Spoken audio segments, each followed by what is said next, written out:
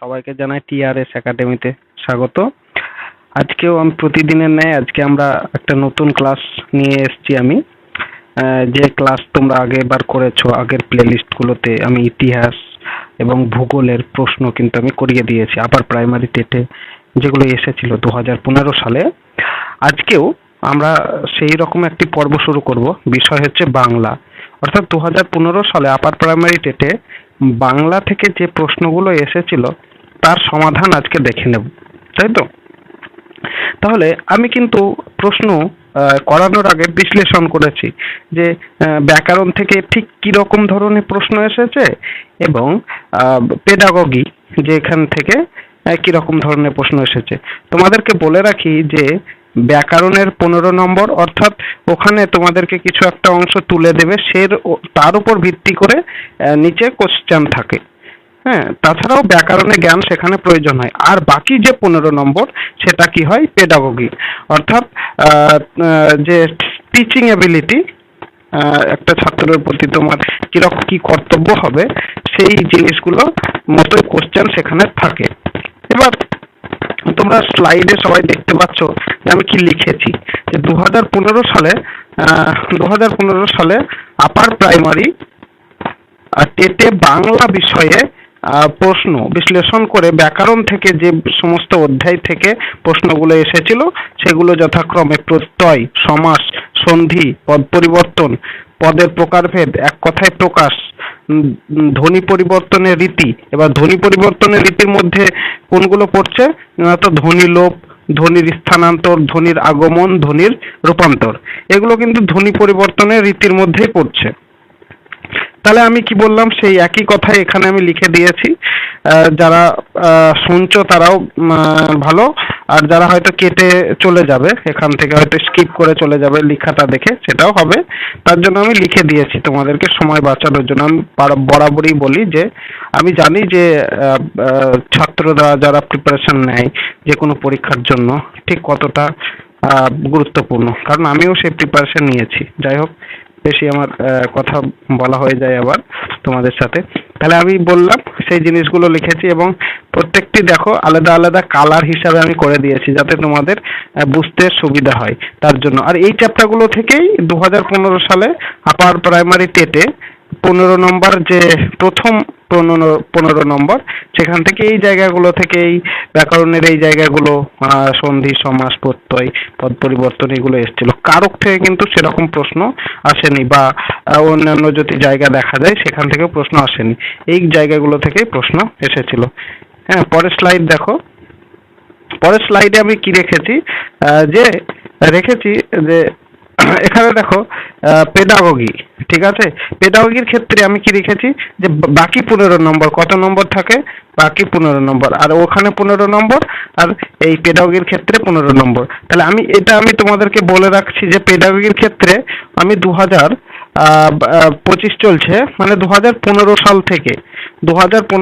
থেকে যে কোশ্চেনগুলো এসেছিল সিটেট পেপার 1 এবং পেপার 2। এবার পেপার 1 পেপার 2 বলতে কি বলছে, যে পেপার 1 বলতে দেখো প্রাইমারি লেভেলের যে পেপারগুলো হয় সেটাকে বলছে পেপার 1, আর যেটা 6 to 8 হয় সেটা হচ্ছে পেপার 2। তাহলে প্রথমে আমরা পেপার 2 এর কোশ্চেনগুলো দেখব, সিটেটের, যেগুলো 2015 থেকে 25 সালের মধ্যে পরীক্ষা হয়েছে, কারণ সেই প্রশ্নগুলোই আসার চান্স প্রবল থাকে।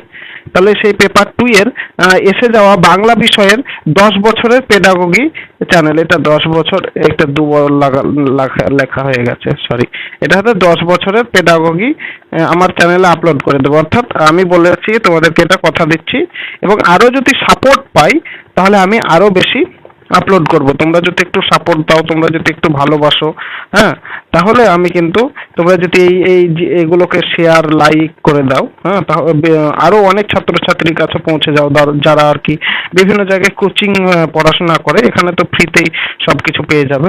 হ্যাঁ, তার জন্য তোমাদেরকে একটু পরিশ্রম করতে হবে, একটু লাইক করে দিতে হবে, আর একটু শেয়ার, আর ভিডিওটাকে একটু সাবস্ক্রাইব করার জন্য তোমার বন্ধু বান্ধবীদেরকে বলতে হবে।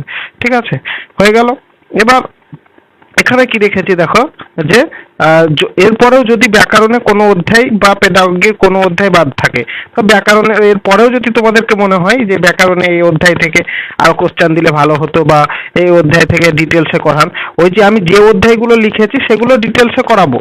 হ্যাঁ, তার সাথে সাথে এই 10 বছরের সিটেটের পেডাগোগি আমি করাবো বাংলার ক্ষেত্রে। তো তোমরা যদি ওই অধ্যায়গুলো বাদ দিয়েও আরো কোনো অধ্যায় তোমাদেরকে মনে হয় যে এই অধ্যায়টা করলে হয়তো আমার সম্পূর্ণ হবে প্রিপারেশন, তাহলে তোমরা কিন্তু কমেন্ট বক্সে জানাবে এবং সেই হিসাবে আমি কিন্তু ক্লাস নিয়ে আসবো। এটা হচ্ছে কথা। এবার তোমরা যদি কেউ না জানাও যে এই এর উপর, এই অধ্যায়ের উপর আমাকে বাংলার ক্লাস দিতে হবে, সেক্ষেত্রে হয়তো আমার অতটা গুরুত্ব থাকবে না। হ্যাঁ, তাহলে তোমরা অবশ্যই এটা বললাম যে লাইক শেয়ার করে দেবে, যাতে আমরা এবং কমেন্টে লিখবে যে কোন বিষয় থেকে বা কোন জায়গা থেকে তোমরা কোশ্চেন চাও। কোশ্চেন বলতে পুরো একবারে ডিটেলস পড়ানো, সেটা কিন্তু আমি তোমাদেরকে অবশ্যই সেই গুলো করে দেব।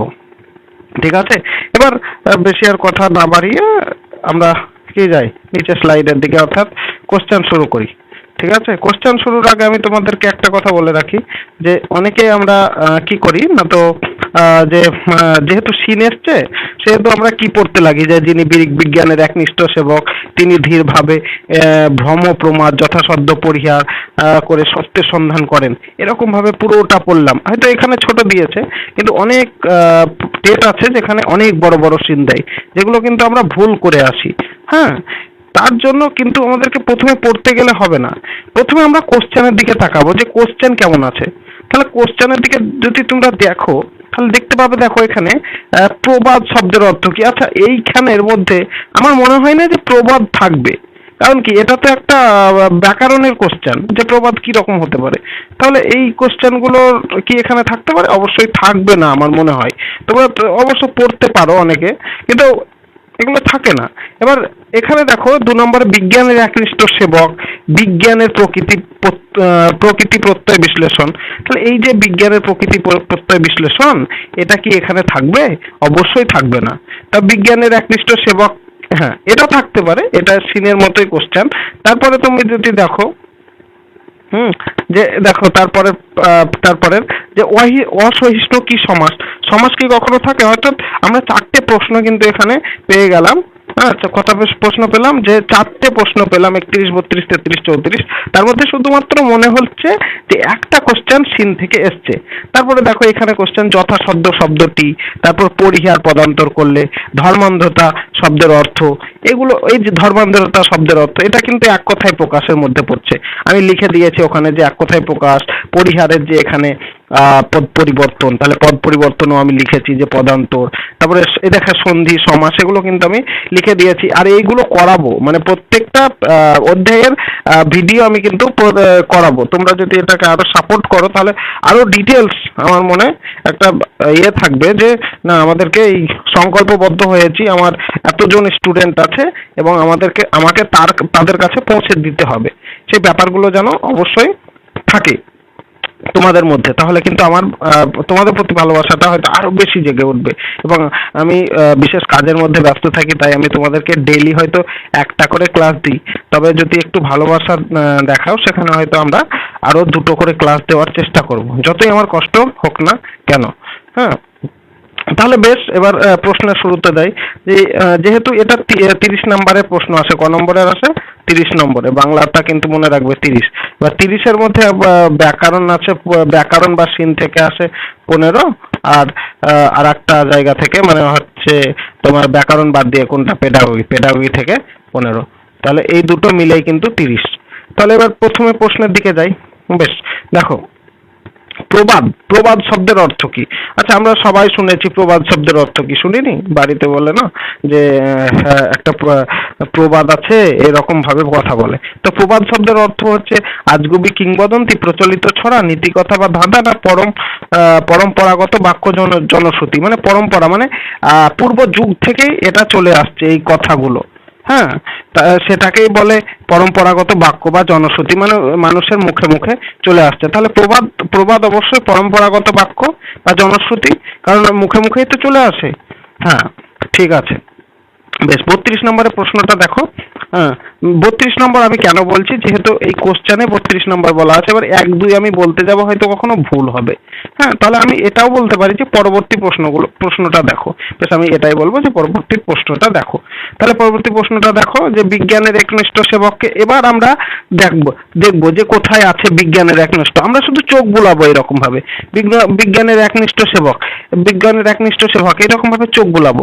তারপরে দেখো এখানে আছে যে অন্য বিজ্ঞানীর ভিন্ন মত থাকলে অসহিষ্ণু হন না এবং সুপ্রচলিত মত ও অন্ধভাবে আঁকড়ে থাকেন না, উপযুক্ত প্রমাণ পেলে বিনা দ্বিধায় মত বদলাতে পারেন।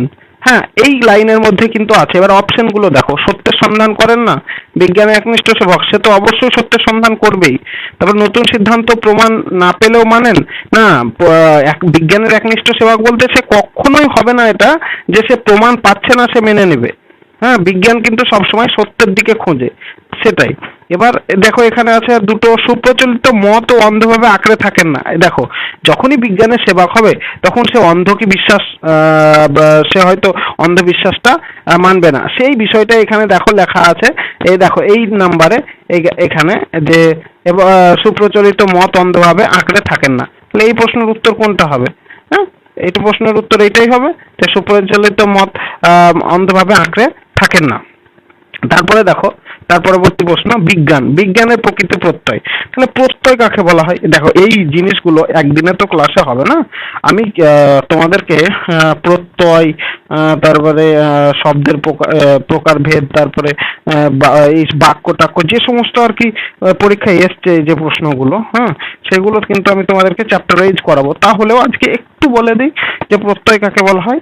যে শব্দ বা ধাতুর পরে, অর্থাৎ শব্দ, যে কোনো একটা শব্দ হলো বা ধাতুর পরে যখন বর্ণ সমষ্টি যোগ করে নতুন শব্দ সৃষ্টি হয়, তাহলে শব্দ বা ধাতু। এবার ধাতু কি? ধাতু হচ্ছে ক্রিয়া, অর্থাৎ ক্রিয়াকে যদি তুমি ভাঙো, বিভাজন করো, তাহলে কিন্তু অবশ্যই ধাতু বের হবে। যেমন কড়া, কড়া কোন ধাতু থেকে এসছে? কর ধাতু।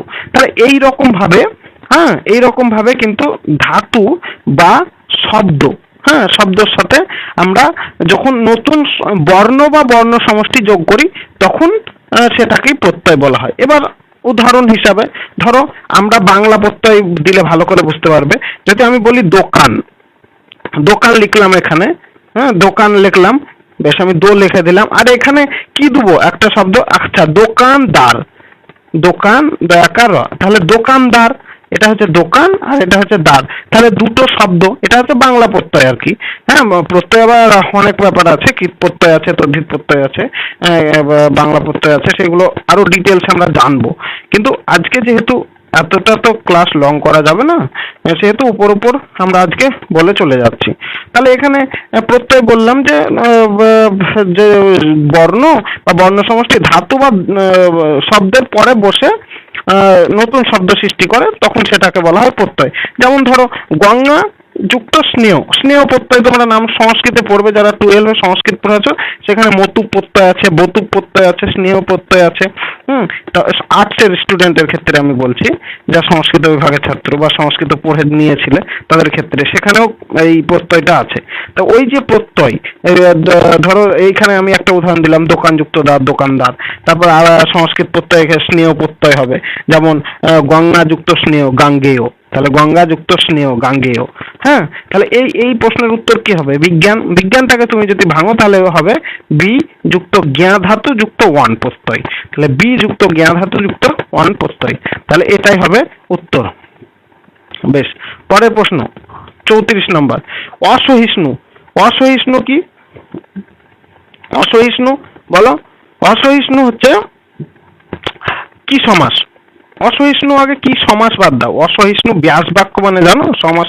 সমাস শুরুর আগে আমি কিছু জিনিস বলি, যে সমাস যখন সংক্ষিপ্তকরণ, সমাস শব্দের অর্থ হচ্ছে সংক্ষিপ্তকরণ, কোনো একটা বড় অংশকে ছোট আকারে প্রকাশ করা, সেটাকে সমাস বলা হয়। এবার সমাস তোমাদের মনে রাখবে যে সমাস কত প্রকার হতে পারে বা সমাস কি জিনিস। আমি তো বললাম যে সমাস হচ্ছে তোমার কোনো একটা বড় কয়েকটি শব্দ যখন না বলে আমরা একটা শব্দতে বলি তখন সেটা সমাস হিসাবে প্রকাশ করা হয়। এবার সমাস এখানে রয়েছে যে অসহিষ্ণু। এবার আমরা প্রথমে যাই যে অসহিষ্ণু যদি আমরা বলি ব্যাস বাক্য। ব্যাস বাক্য মানে কি? যখন সেই সমাসবদ্ধ পদটিকে বিভাজন করা হয় সেটাকেই বলা হয় ব্যাস বাক্য। হ্যাঁ, তাহলে সমাসবদ্ধ পদটিকে যখন বিভাজন করা হয় তখন তাকে বলা হয় ব্যাস বাক্য। হ্যাঁ, তাহলে এই ব্যাস বাক্য কি? অসহিষ্ণুর ব্যাস বাক্য কি তোমরা জানো? বলো, অসহিষ্ণুর ব্যাস বাক্য কি? অবশ্যই অসহিষ্ণুর ব্যাস বাক্য হচ্ছে নয় সহিষ্ণু। মানে নয় সহিষ্ণু মানে আমি আর একটা আমি তোমাদেরকে এখানে শর্ট ট্রিক্স বলে দিচ্ছি। এখানে দেখো ওয়া লেখা আছে এখান করে। হ্যাঁ, ওয়া সহিষ্ণুর ওয়া। তাহলে ওয়া যখনই থাকবে যে কোনো শব্দের ক্ষেত্রে তাহলে আমরা যখনই প্রশ্নের ক্ষেত্রে এই উত্তরটা পাবো সেটাই কিন্তু উত্তর হয়, নং তৎপুরুষ, এটাই উত্তর হবে। হ্যাঁ, তাহলে এই অসহিষ্ণু যদি ব্যাস বাক্য করা হয় তাহলে হবে নয় সহিষ্ণু। নয় সহিষ্ণু এটা হচ্ছে নং তৎপুরুষ। বেশ, পরের প্রশ্ন। এই যে কর্মধারায় বা সমাহার দ্বিগু দ্বন্দ্ব এগুলো একদিনে হবে না, ক্লাস লাগবে আরো। আমি তো বলছি তোমাদেরকে যে অবশ্যই এইগুলো করাবো, কোনো চিন্তা করবে না, এখন পরীক্ষা অনেক দেরি আছে। ঠিক আছে, আস্তে আস্তে আমি সব করিয়ে দেবো।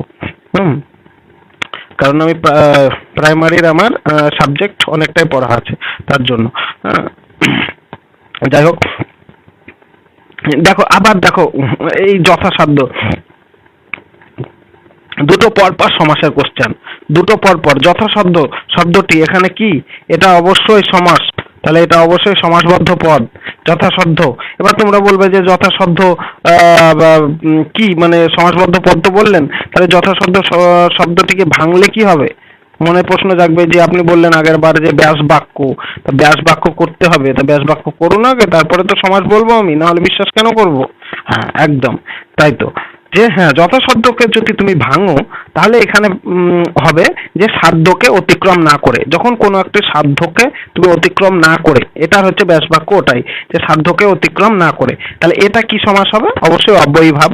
হ্যাঁ, সাধ্যকে অতিক্রম না করে এটা হচ্ছে অব্যয়ীভাব সমাস। আর এখানে আমি একটা কথা জিনিস বলতে ভুলে গেছি যে সমাস কয় প্রকার। সমাস হচ্ছে 8 প্রকার, মনে রাখবে।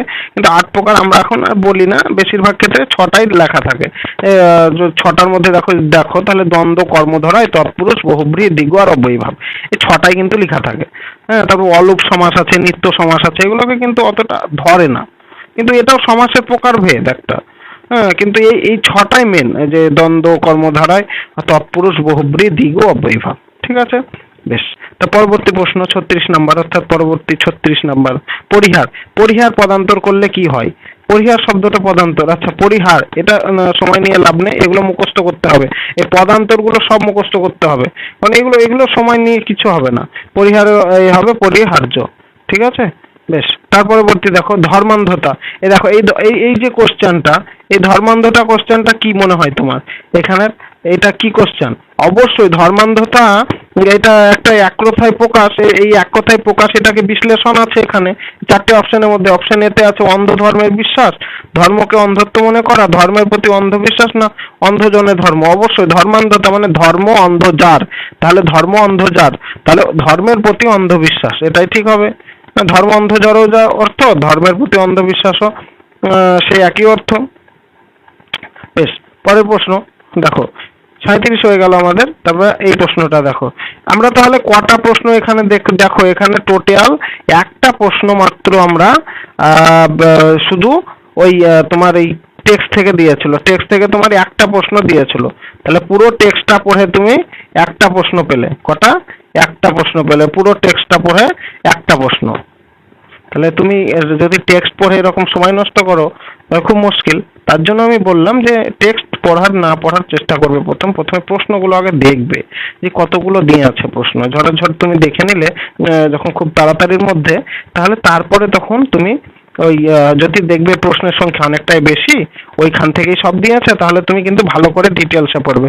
আর যদি দেখছো ব্যাকরণগত প্রশ্ন দিয়ে আছে, শুধু ওটা তুলে দিয়ে আছে আমাদের সময় নষ্ট করার জন্য, তাহলে বেশি কিন্তু দেখার দরকার নাই। বেশ, তারপরে কি বললাম যে হ্যাঁ, তাহলে যথাসাধ্য হয়েছে এই প্রশ্নগুলো হলো। এবার হ্যাঁ 38 নম্বর, এইখানে নতুন একটা সেম এখানে দেওয়া আছে যে নিম্নলিখিত কবিতাটি পড়ুন এবং এই 38 থেকে 45 দাগের যে প্রশ্নগুলো তার উত্তর দিতে হবে। তা আমি প্রথমেই প্রশ্নগুলো আমি আগে দেখে নেই যে কি কি এখানে দেখা আছে। দেখো, চোখকে কার সাথে তুলনা করা হয়েছে, খুঁড়ে কি ধরনের শব্দ, অবশ্যই এগুলো ব্যাকরণ জনিত কোশ্চেন, ব্যাকরণের কোশ্চেন। কান্না সন্ধিবিচ্ছেদ ব্যাকরণের কোশ্চেন। সোনালী কি জাতীয় ভর্তি আছে ব্যাকরণের কোশ্চেন। চিল কাঁদে যে নদীর পাশে, তা হলো, এটা হচ্ছে টেক্সচুয়াল কোশ্চেন। তোমরা দেখেই তো বুঝতে পারবে যে কারণ তুমি তো জানো না চিল কাঁদে, এটা তো টেক্সট থেকে পড়েই পাবে তুমি। তারপরে এখানে লেখা আছে কবির ইচ্ছা করে না, কি ইচ্ছা করে না, কবির ইচ্ছা করে না কি, এটা কিন্তু টেক্সচুয়াল কোশ্চেন, ওখানেই টেক্সটের মধ্যেই পাবে। হৃদয় খুঁড়ে বেদনা জাগাতে কে ভালোবাসে না, একদম হৃদয় খুঁড়ে, এগুলো সব টেক্সটের কোশ্চেন। তাহলে এখানে কিন্তু 4টে মোটামুটি টেক্সটের কোশ্চেন আছে। তাহলে আমি টেক্সটটা আগে ভালো করে পড়ে নিই একবার। যেহেতু টেক্সটের কোশ্চেনটা অনেক বেশি, হ্যাঁ টেক্সটের কোশ্চেনটা প্রায় অর্ধেক যদি দেখা যায়, 8টা কোশ্চেনের মধ্যে 4টা টেক্সটের কোশ্চেন। তাহলে আমি একবার খুব তাড়াতাড়ির মধ্যে পড়ে নিচ্ছি। হাই চিল সোনালী দানার চিল, এই ভিজে মেঘের দুপুরে তুমি আর কেঁদো না কো উড়ে উড়ে, ধানসিঁড়ি নদীটির পাশে তোমার কান্নার সুরে বেতের ফলের মতো তার ম্লান চোখ মনে আসে, পৃথিবীর রাঙা রাজকন্যাদের মতো সে চলে গেছে রূপ নিয়ে দূরে, আবার তাহারে কেন ডেকে আনো, কে হাই হৃদয় খুঁড়ে বেদনা জাগাতে ভালোবাসে। এবার দেখো এই প্রশ্নর এইখানে একটা কবিতা নিয়ে আছে, প্রায় কবিতাই মনে হচ্ছে এটা আমাকে, তো কবিতার মতনই। হ্যাঁ, তো এইখানে দেখো চোখকে কার সাথে তুলনা করা হয়েছে, অবশ্যই চোখকে কার সাথে তুলনা করা হয়েছে। দেখো তো চোখকে কার সাথে, দেখো তোমার কান্নার সুর বেতের ফলের মতো আর ম্লান চোখ মনে আসে, তাহলে কিসের সাথে, কিসের সাথে? আর এটা থেকে পাচ্ছ কি তুমি পৃথিবীর রাঙা রাজকন্যার মতো সে গাছ চলে গেছে রূপ নিয়ে, না, এখানে চোখের কথা নাই, শুধু চোখের কথা আছে এই লাইনে। তাহলে তোমার কান্নার সুর বেতের ফলের মতো তার ম্লান চোখে মনে আসে, কিসের ফলের মতো, এই বেতের ফল, এটাই প্রশ্নের উত্তর হবে, বেতের ফলের মতো। হ্যাঁ, বেতের ফলের মতো এটার উত্তর, যে তার তুলনা করা হয়েছে। তার পরবর্তী কোশ্চেন দেখো, যে খুঁড়ে, খুঁড়ে শব্দটি কি করলে, খুঁড়ে শব্দটিকে ধ্বনি পরিবর্তন করলে অনুষ্ঠিত হয়েছে। এখানে দেখো নাসিক কি ভবন আছে, স্বরসঙ্গতি, অবশ্রুতি, সমীভবন, এগুলো সব এক একটা করে অধ্যায়, ঠিক আছে, এখানে দিয়ে আছে। তাও আমি 2-1টা অধ্যায় বলে দিচ্ছি। যেমন এখানে অভিশ্রুতি আছে, অভিশ্রুতি কিছুই নয়, অভিশ্রুতি অপিনিহিতির পরবর্তী অংশ, ঠিক আছে। অপিনিহিতি যখন দেখবা, অপিনিহিতি তোমরা দেখবা বাংলাদেশের বিভিন্ন কথাই দেখবা কইরা, হ্যাঁ, খাইয়া, এরকম ভাবে লেখা আছে, অর্থাৎ হর্ষই আর হর্ষু মাঝখানে ঢুকে গেছে। হ্যাঁ, হর্ষই এবং হর্ষু মাঝখানে ঢুকে গিয়েছে, সেই যে সেটাই যখন কইরা থেকে করে, হ্যাঁ, যেমন খুইরা, খুইরা থেকে খুঁড়ে, খুইরা থেকে খুঁড়ে, এই যে খুইরা থেকে খুঁড়ে এসছে, তাহলে এটা কি, এটা আমি অভিশ্রুতি নিয়ে আলোচনা করছি, তাহলে এটা কি হবে, অভিশ্রুতি, তাহলে এটা হবে অভিশ্রুতি। কিন্তু এখানে দেখা যাচ্ছে খুঁড়ে শব্দটি পড়বে, কিন্তু এই নাসিক কি ভবন, স্বরসঙ্গতি, সমীভবন, এগুলা কিন্তু প্রত্যেকটা আলাদা আলাদা চ্যাপ্টার বা আলাদা আলাদা ধ্বনি পরিবর্তনের যে বিভাগ আছে তার মধ্যে এগুলো পড়ে। যেমন ধরো আমি বলি সমীভবন সম্পর্কে, যে যখন শব্দগুলো কি, যখন পাশাপাশি শব্দ, উদাহরণ না দিলে তোমরা বুঝতে পারবে না, প্রথমে আমি উদাহরণ দিয়ে দিচ্ছি। যেমন ধরো কর্ম, কর্ম থেকে পরবর্তীকালে পরিবর্তিত হয়ে কর্ম হয়েছে। তারপরে ধরো গল্প, গল্প থেকে পরিবর্তিত হয়ে গপ্প। অর্থাৎ যখন ব্যঞ্জন ধ্বনি যদি পাশাপাশি উচ্চারণের সুবিধার জন্য, হ্যাঁ, যখন ব্যঞ্জন ধ্বনি দুটি উচ্চারণের সুবিধার জন্য একটা ধ্বনি আর একটা ধ্বনিতে রূপান্তরিত হয়, অর্থাৎ দুটি একই ধ্বনিতে রূপান্তরিত হয়, মানে একই ধ্বনি। যেমন দেখো এখানে গল্প, গল্প থেকে হচ্ছে গপ্প, তাহলে লোয়াটা কিন্তু প আকারে বদলে গেছে, এটাই সমীভবন। এগুলো সব ডিটেলসে করাবো, কোনো চিন্তা নেই, এখন বুঝতে পারবে না, আমি যদি মাঝখান থেকে বলাই হবে তোমরা বুঝতে কেউ পারবে না। আমি সমীভবনে পুরো এখানে চার্ট নিয়ে আসবো তোমাদের ক্লাসে এবং দেখাবো কিভাবে হচ্ছে সমীভবন, ঠিক আছে, এটা নিয়ে কোনো চিন্তা নেই। স্বরসঙ্গতি, উৎসাহী, নাসিক ভবন, এগুলো সব এগুলো করাবো, কোনো চিন্তা করবে না এগুলো নিয়ে, এগুলো সব আমি আলাদাভাবে পড়াবো।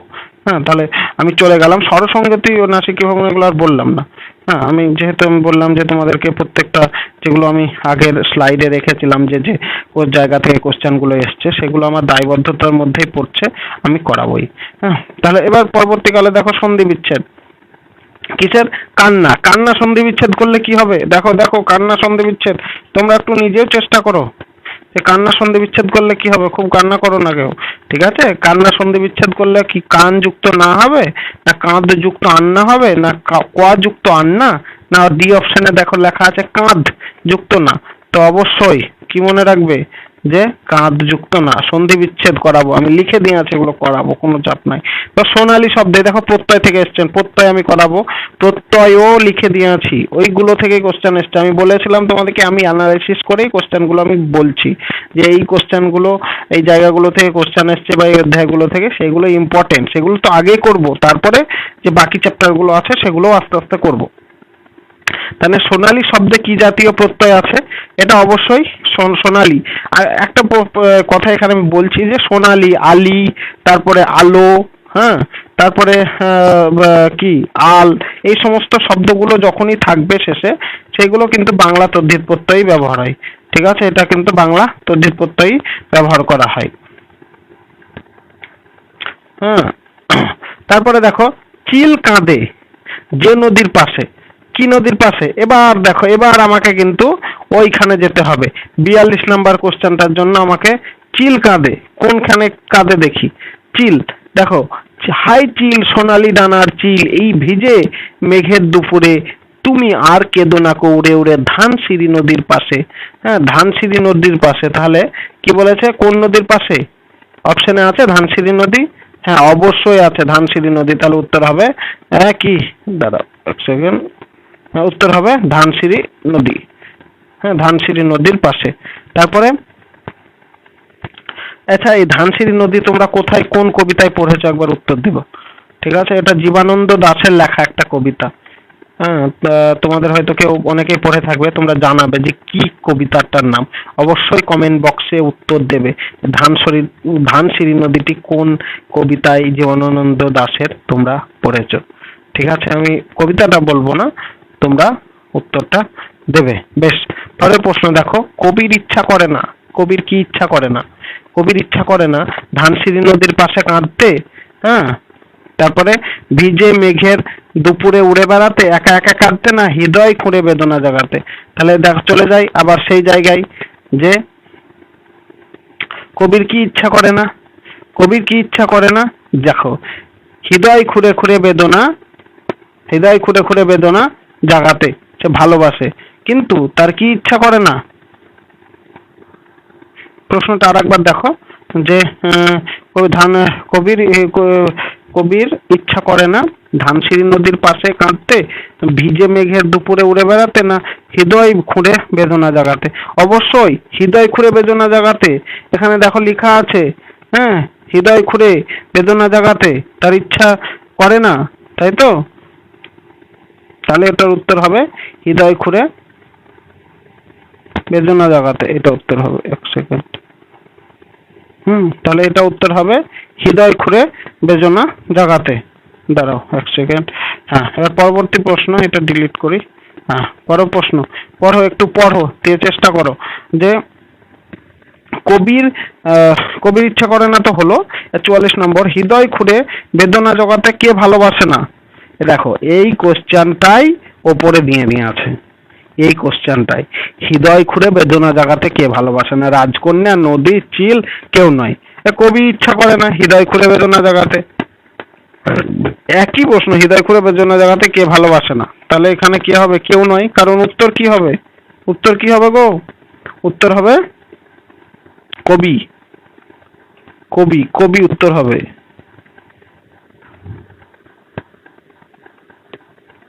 হ্যাঁ, কবি। তাহলে কে উত্তর হবে? কবি। কারণ কি? হৃদয় খুঁড়ে বেদনা জাগাতে তো আমরা আগের এইটাতেই পড়লাম যেটা কবি ইচ্ছা করে না। বেশ, পরের প্রশ্ন দেখো, হৃদয় শব্দটি কি? হৃদয় শব্দটি কি? এখানে দেখা আছে, দেখো ক্রিয়া বিশেষণ, ক্রিয়া না বিশেষণ, না বিশেষ্য না বিশেষণ, বিশেষণের বিশেষণ, অর্থাৎ ক্রিয়া প্রথম উত্তরে আছে, দ্বিতীয় অপশনে আছে বিশেষণ, তৃতীয় অপশনে বিশেষ্য, চতুর্থ অপশনে বিশেষণের বিশেষণ। তাহলে হৃদয় কি? আমি তোমাদেরকে বললাম যে পদের প্রকারভেদ। পদ কয় প্রকার? 5 প্রকার। যেমন বিশেষ্য, বিশেষণ, সর্বনাম, ক্রিয়া, অব্যয়। এইগুলো সম্পর্কে কিন্তু আমাদেরকে সম্যক ধারণা পেতে হবে। হ্যাঁ, কারণ কি কোনো কোনো সময় ক্রিয়া বিশেষণের উপর থেকেও কোশ্চেন আসে, আবার ক্রিয়া থেকেও কোশ্চেন আসে, বিশেষ্যের ভেতর থেকে কোশ্চেন আসবে। হ্যাঁ, যদি কোশ্চেন টাফ হয় আর কি, তো আমরা সেই রকম ভাবেই তৈরি হব। তাহলে এটার উত্তর কি হবে? যে যে হৃদয় কি? এটা হৃদয় হচ্ছে অবশ্যই বিশেষ্য পদ। আর ক্রিয়াপদ তো তোমরা জানো, যার সাহায্যে কাজ করা বোঝায়। বিশেষণ বলতে কি বোঝায়? বিশেষণ বলতে যে কোনো একটি শব্দকে যখন বিশেষিত করে, যখন কোনো একটি বিশেষ নাউন বা প্রোনাউনকে, অর্থাৎ নামবাচক কোনো শব্দকে বিশেষণ করে। যেমন বিশেষণ বলতে হচ্ছে তোমার রাম ভালো ছেলে, এখানে ভালো এটা কিন্তু বিশেষণ। কেমন ছেলে? ভালো ছেলে। অর্থাৎ ওই ব্যক্তিতে কেমন দিয়ে প্রশ্ন করলেই তোমরা কিন্তু বিশেষণ পেয়ে যাচ্ছ। এগুলো প্রত্যেকটা আলাদা আলাদা ভাবে চ্যাপ্টার হবে। হ্যাঁ, প্রত্যেকটা হয়তো আমি পদের প্রকারভেদ থেকে আমি 4টে হয়তো বা যে বিশেষ্য বিশেষণ একদিনে করালাম, আর বাকি 3টে একদিনে করালাম, সেটাও হতে পারে। সেটা 1 ঘন্টার উপরও বেশি ক্লাস হয়ে যাবে। আমি যতটা পারবো, যতটা হয় ততটা চেষ্টা করে কিন্তু আমি দেবো। হ্যাঁ, বেশ। চ্যাপ্টার ওয়াইজ ক্লাস খুব তাড়াতাড়ি শুরু করব। এই সিরিজটা শেষ হয়ে যাক, যে প্রিভিয়াস ইয়ারের সিরিজটা, তখনই আমি কিন্তু চ্যাপ্টার ওয়াইজ শুরু করব। বেশ, দেখো তারপরে 45-এর হলো, তারপর 46 নম্বর। এগুলো সবাই এবার পার্ট বি। এগুলো কিসের নম্বর? পেডাগোগি। তাহলে এগুলো হচ্ছে পেডাগোগি। এটা কত নম্বর আছে এখানে? হ্যাঁ, 15 নম্বর আছে। ঠিক আছে, এবার দেখো এই প্রশ্নটা, যে পরীক্ষা ও বা মূল্যায়নের উদ্দেশ্য কি? পরীক্ষা বা মূল্যায়নের উদ্দেশ্য যে শিক্ষার্থীর ভুলগুলি চিহ্নিত করা, শিক্ষার্থী পরবর্তী শ্রেণীতে উত্তীর্ণ হতে পারবে কিনা তা ঠিক করা, শিক্ষার্থী জ্ঞানের দক্ষতা পরিমাপ করা, শিক্ষার্থী বিদ্যার্জনে কোনো ফাঁক থাকছে কিনা তা পূর্ণ করার জন্য কেমন পদক্ষেপ নেওয়া তা সমীক্ষা করা। না, এটা শিক্ষার্থী জ্ঞানের দক্ষতা পরিমাপ করা। ঠিক আছে, শিক্ষার্থীর জ্ঞানের দক্ষতা পরিমাপ করা। যে মূল্যায়ন কেন নেয়? যে শিক্ষার্থী কতটা শিখতে পেরেছে তার জন্য নয়। হ্যাঁ, তাহলে এই জ্ঞানের দক্ষতা পরিমাপ করা, কতটুকু জ্ঞান হয়েছে। তার পরবর্তী প্রশ্ন দেখো, যে ভাষা শিক্ষণ সহায়ক উপকরণ প্রকৃত দায়িত্ব। ভাষা শিক্ষণ সহায়ক উপকরণগুলির প্রকৃত দায়িত্ব। অপশন এ, কম সময়ে অধিক জ্ঞান দান করা। অপশন বি, শিক্ষকদের পরিশ্রম লাঘব করা। অপশন সি, বিষয়বস্তুর কঠিন জায়গা সরল স্পষ্ট করা, ছাত্রছাত্রীর পাঠে মনোযোগী করা। ভাষা শিক্ষণ সহায়ক উপকরণের প্রকৃত দায়ক কি? শিক্ষকদের পরিশ্রম লাঘব করা। এটা খবরদার করো না, ঠিক আছে? পেডাগোগির ক্ষেত্রে সবসময় শিশু সুলভ যেটা হবে সেটাকে প্রিফার করতে হবে। পেডাগোগির 99% প্রশ্নের উত্তর সেগুলোই হয়। এখানে কি আছে? বিষয়বস্তু কঠিন জায়গা, এটাই শিক্ষার্থীর জন্য সব থেকে বেস্ট, যে কঠিন জায়গাগুলোকে সরল এবং স্পষ্ট করা। তাহলে এটাই উত্তর হবে। 48 নম্বর দেখো, কি বলছে? শিশুদের শুদ্ধ ভাষা শেখানোর জন্য শিক্ষক কিসের ওপর জোর দেবেন? কানে শোনার অভ্যাস গঠন, কানে শোনার জন্য অভ্যাস গঠন, স্পষ্ট উচ্চারণের অভ্যাস গঠন করা।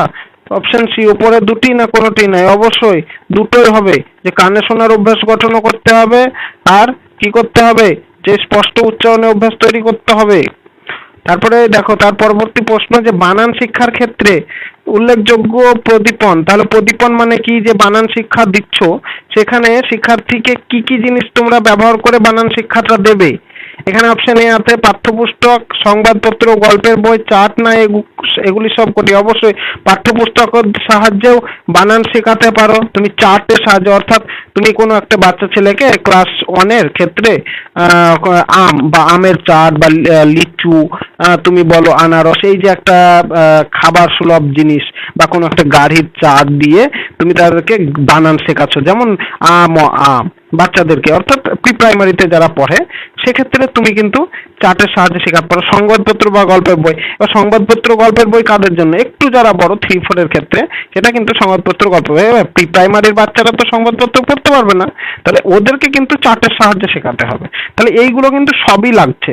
তাহলে যেহেতু সবই লাগছে, সেহেতু যে এগুলো সবই উত্তর হবে, এগুলো সবই।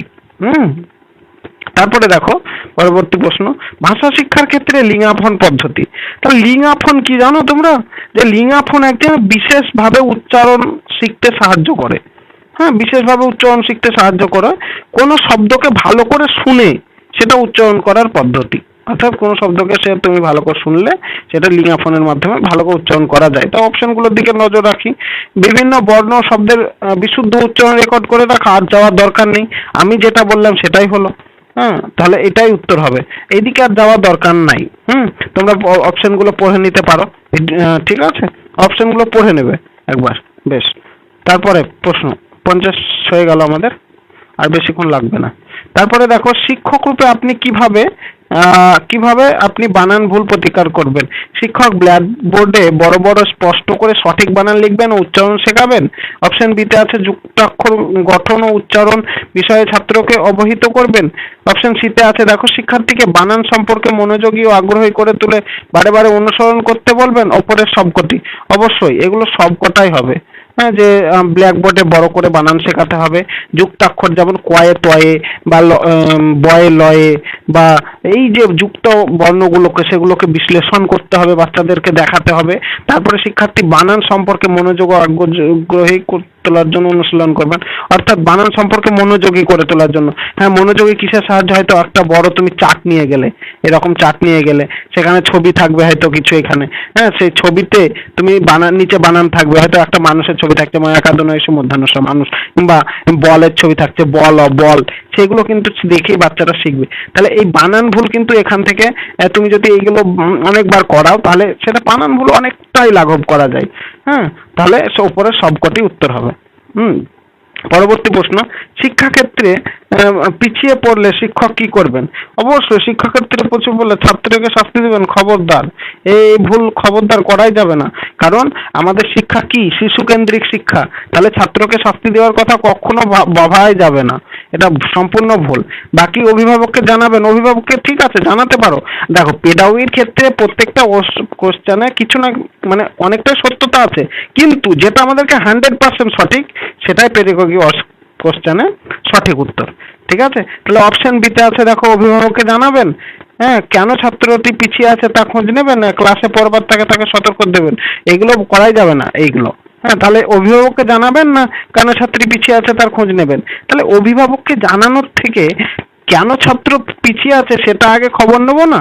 ধরো আমি কোনো ক্লাসে আমি ভগ্নাংশ পড়ালাম, বা কোনো ক্লাসে আমি ব্যাকরণের যে স্বরবর্ণ ব্যঞ্জন বর্ণের ধারণা দিলাম, তারপরে সে কিন্তু তারপরের দিন আমি তাদেরকে জিজ্ঞেস করছি বা তাদেরকে প্রশ্ন করছি বা কর্মপত্র দিচ্ছি, হ্যাঁ, যে তোমরা এই স্বরবর্ণ কাকে বলে, তখন তারা যদি যে ভুল করে, তাহলে আমাকে দেখতে হবে যে ছাত্রটি যে কেন পারছে না শিখতে, তার কোথায় অসুবিধা আছে, তার পারিবারিক পরিস্থিতি সবকিছু দেখতে হবে। তাহলে অবশ্যই তার খোঁজটা আগে নিতে হবে, এটাই সঠিক উত্তর, যে তাকেই খোঁজ নিতে হবে আগে আমাদেরকে, শিক্ষক মানে যারা শিক্ষক আর কি। বেশ, তারপরে প্রশ্ন দেখো, একজন শিক্ষকের নিম্নলিখিত কোন গুণটি থাকা আবশ্যক? কোন গুণটি? দেখো, তোমরা সবাই প্রত্যেকে শিক্ষক হবে, তাহলে তোমাদের কোন গুণটি থাকতে পারে ভালো করে ভাবো। ছাত্র কল্যাণে সার্থক ও সদর্থক পদক্ষেপ নেওয়া, পরীক্ষায় সফল হতে ছাত্রদের সাহায্য করা। অপশন সি, পরিচ্ছন্ন ব্যক্তিত্ব বজায় রেখে ছাত্রদের সম্মানজনক দূরত্ব পালন করা। দূরত্ব তো অবশ্যই হবে না, ছাত্র শিক্ষকের বন্ধু, পথপ্রদর্শক, তাই তো? এইরকম হতে হবে। হ্যাঁ, ছাত্র এবং শিক্ষকের সম্পর্ক। পাঠ্যসূচি নির্দিষ্ট সময়ের আগে শেষ করা অবশ্যই নয় এটা, কারণ ভার কি যশপাল কমিশনে কি বলা আছে যে আমরা ভার ছাড়া শিক্ষাদান দেব।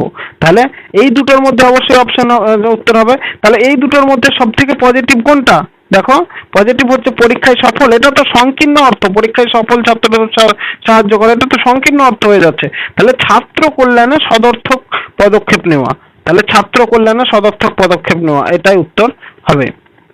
পরবর্তী প্রশ্ন দেখো, ভাষা শিক্ষার ক্ষেত্রে উপযোগী সহপাঠক্রমিক কার্যাবলী হলো, তাহলে ভাষা শিক্ষার ক্ষেত্রে যখন তুমি কোনো বাচ্চাদেরকে তুমি প্রি প্রাইমারিতে তো নয়, এটা আপার প্রাইমারির ক্ষেত্রে যদি 5, 6 to 8 এর ক্ষেত্রে তুমি ভাষা শিক্ষা দিতে চাও, তাহলে ছোট ছোট ইভেন্ট করা যায়। হ্যাঁ, কি ইভেন্ট করা যায়? ধরো কোনো দিন কারো জন্মদিন হলো বিশেষ ব্যক্তির, XYZ, যেমন রবীন্দ্রনাথ ঠাকুর থেকে শুরু করে শরৎচন্দ্র চট্টোপাধ্যায়, তাদের যে লিখনির অভিনয় বা তাদের যে বক্তৃতা, তাদের সেইগুলোর মাধ্যমে কিন্তু আমরা ভাষা শিক্ষা দিতে পারি।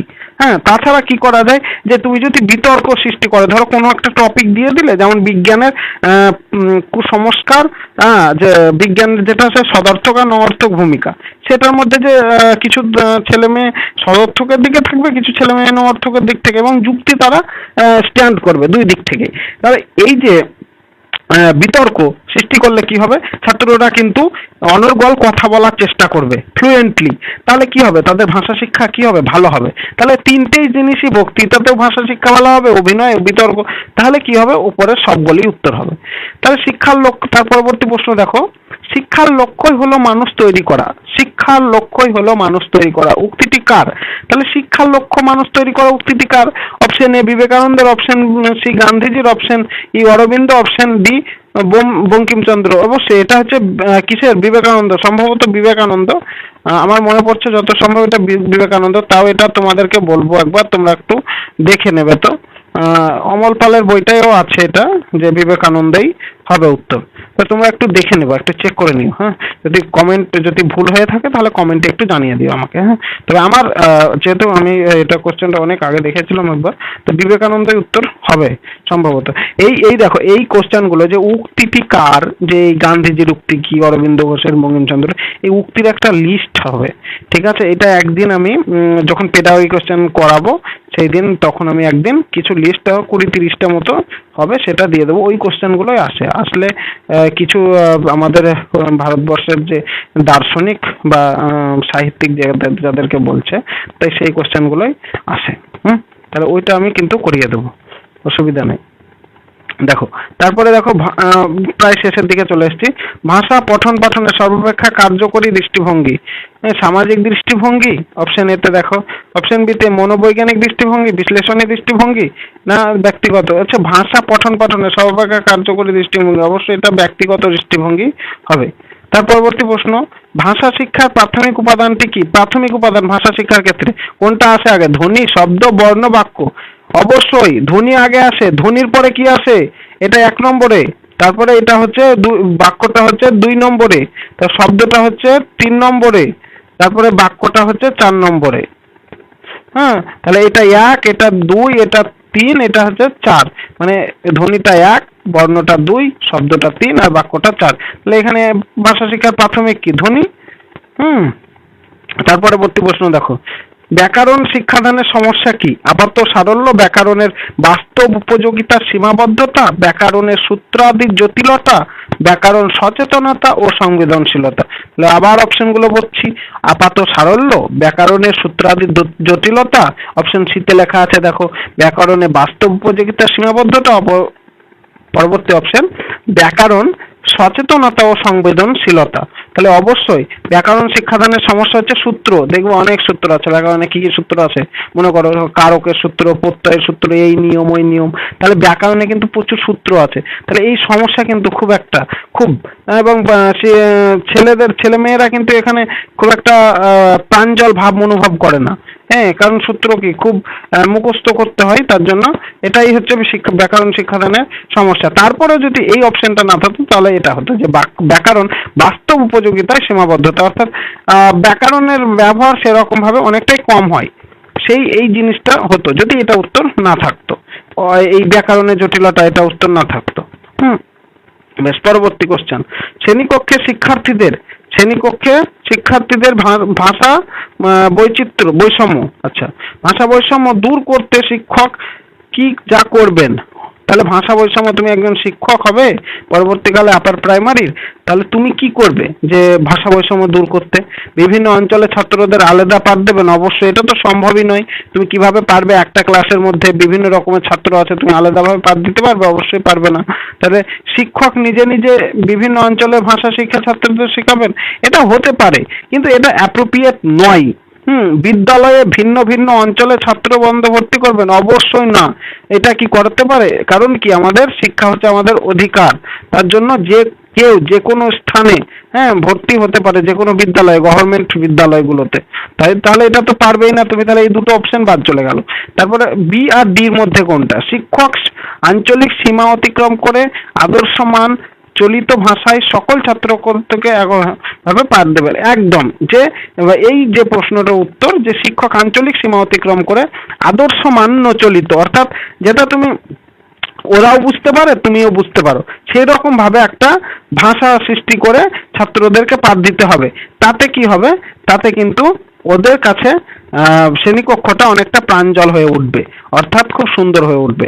অপশন 7 নাম্বার, ক্লাসে কোনো ছাত্রের কোনো প্রশ্নের উত্তর শিক্ষকের না জানা থাকলে শিক্ষক কি করবেন? অবশ্যই ছাত্র না, দেখো তুমি একজন শিক্ষক মানে যে তুমি সব জানো, বা এটা কোনোদিনই নয়। তাহলে তুমি এমন প্রশ্ন করলো হয়তো শিক্ষক হয়েও তোমার জানা নেই, তাহলে তখন তুমি কি করবা? যে ছাত্রদেরকে অন্য প্রশ্ন জিজ্ঞাসা করতে বলবেন? না না, আমি এটা পাচ্ছি না, তোমরা অন্য কোশ্চেন জিজ্ঞেস করো। কখনো নয়, এটা বলাই যাবে না। ছাত্রটিকে বলবেন যে প্রশ্নের উত্তর দেখে পরে বলবেন, এটা হতে পারে। দেখো তারপর অপশন সি, ছাত্রটির প্রশ্ন সুকৌশল এড়িয়ে যাওয়ার প্রসঙ্গ আলোচনা করবেন? প্রশ্ন এড়ানোর আলোচনাই করা যাবে না, তাহলে তুমি তো শিক্ষকেরই যোগ্য নয়। তুমি যদি ছাত্রদের প্রশ্ন এড়িয়ে যাও, তাহলে তুমি কিভাবে শিক্ষক হবে? তাহলে এটা তো হবেই না। তাহলে ছাত্রটিকে এই ধরনের প্রশ্ন করার জন্য তিরস্কার করবেন? প্রশ্ন করার জন্য তিরস্কার করাই যাবে না।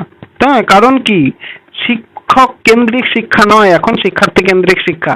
তাহলে এই অপশনটিকে, এই অপশন দুটোর মধ্যে দেখো, এই প্রশ্নটা অপশন হচ্ছে বি অপশনটা বেশি অ্যাপ্রোপ্রিয়েট। যে ছাত্রদেরকে বলবেন যে প্রশ্নের উত্তর দেখেও ভেবে পরে বলবেন, যে আমি আজকে হয়তো জানি না, পরবর্তী দিন তোমাদেরকে জেনে এসে প্রশ্নটার উত্তর আমি বলে দেব। ঠিক আছে, তাহলে বন্ধুরা 60টি প্রশ্ন, অর্থাৎ 30 থেকে 30টি প্রশ্ন টোটাল হয়ে গেল। এবং বাংলা বিষয়ের দেখো এখানে আমি সমস্তটা একবারে পুঙ্খানুপুঙ্খ আলোচনা করে দিয়েছি। এর পরেও যদি তোমাদের কোনো প্রশ্ন থাকে, তাহলে তোমরা আমার কমেন্ট বক্স আছে, সেখানে এই প্রশ্নটা পৌঁছে দাও। আর আরেকটা কথা, তোমরা কি করবা, যে অবশ্যই